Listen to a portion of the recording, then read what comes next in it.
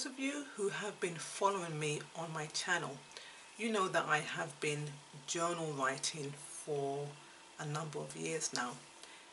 If you haven't seen Who is Blossom Hinesight, my original video, please watch that. But anyway, I have been journal writing for a while now, and when I mentioned to my family members that I would be developing a YouTube channel, there was kind of mixed reaction, and which I expected. But here's why. We are from a culture that doesn't really talk. You know, I was born and raised in London, England, but I have Caribbean roots, specifically Jamaican roots.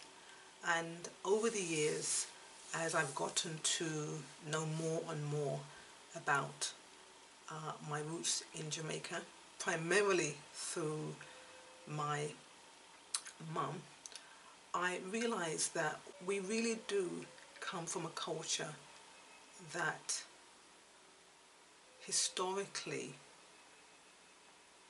has not passed down information.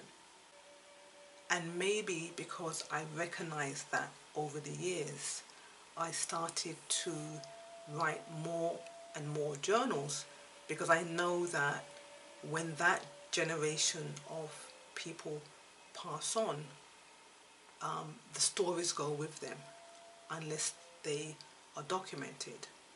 So my journal writing has easily transitioned now into documenting the information through video.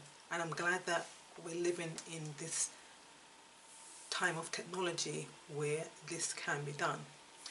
But back to the main issue at hand, that I really do come from a tradition where information is not passed down, and that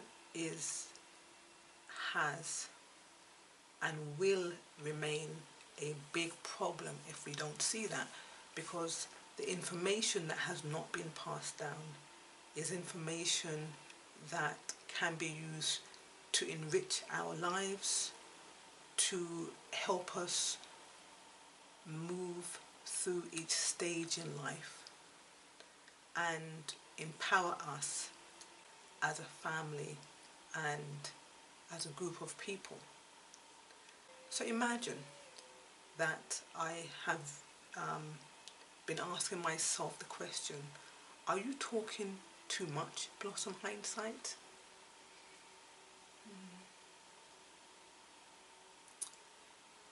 Thinking about it. No, I'm not. In fact, I don't think I'm talking enough. I don't think that we are talking enough, because we're coming from that generation that said too little. And I think that is part of the reason why we're struggling with raising our children and grandchildren, because we have not had enough information and knowledge passed on to us. Now, the stories that I've had, I have not gained them through any easy means. You know, they come primarily through my mum or my aunt. Initially, when I started to talk with them, the general argument was they don't know because it was never told to them. So I know that my grandparents, great-grandparents, etc., didn't really pass information on as they could and should have done. Imagine this, that my mother told me that when she was about 12, that's when she first learned when her birthday was. She didn't know what year she was born in. She knew the month, I think, and the date, but not the year. and the only reason she found out was that she had to deliver a document to one of her teachers, and it contained her birth certificate. And on the way home, she said she opened it and tried to reseal it, but didn't do it well. And then when she got home, her grandmother told her off for opening the document. But she learned that she was born in 1935. So I'm like, wow, so why didn't your grandparents tell you that? And I think based upon what she has, informed me of, it was a way to keep the kids in check. That if you didn't tell them their age, then they wouldn't try to become big people before their time. So that's one small example of not passing information on. And then when I explored more and asked more questions, then my mom, my aunt, revealed to me things in terms of just the habits that my grandparents and great-grandparents had when it came to raising children. And a lot of it was just not passing on information, which I guess may have served a purpose for them back in those days.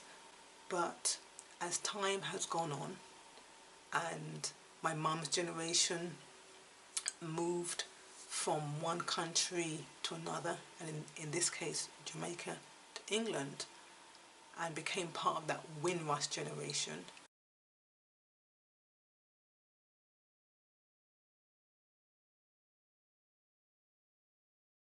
that habit does not serve a purpose, because there's so many challenges that they went through in terms of raising their children in a different environment. Because of this tradition of not talking, of not passing down information, then what it does, it has created a void, and it gets bigger and bigger and bigger as each generation is born. Now consider this: in England, I was first generation Black British. Now we're third generation deep, right? And those kids are struggling in that society now, generally as young people do in any society, but specifically because they lack relevant information that would connect them to their history, their culture. That's why I say that those habits and trends that we've had from the past, we've got to recognize them for what they are, and we've got to do away with them. We have to learn to talk with each other, to inform each other, to keep each other on track, to ground each other. So when I ask myself, or when my family questions me about why are you on YouTube, or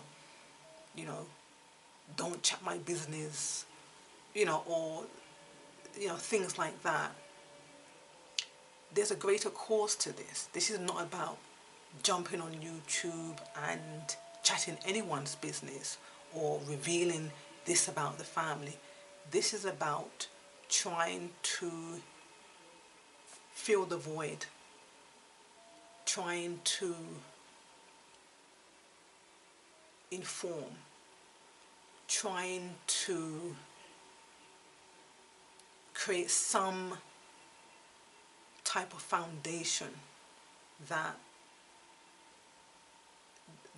we can all benefit from, we can all feel connected to. Because honestly, that there's a big disconnect you know.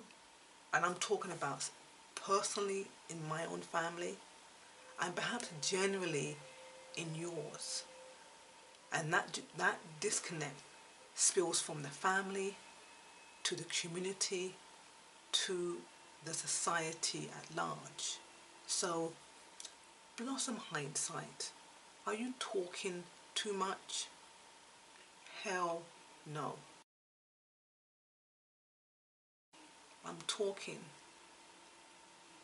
as I need to do. And I would encourage you to do the same thing.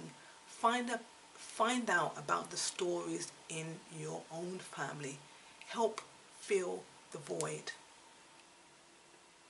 Talk to the older members of your family. That Windrush generation, they are at the stage where they're quite willing and happy to sit down and talk to you about back in the days. You want to fill the void? Start with them first. Talk with your family members.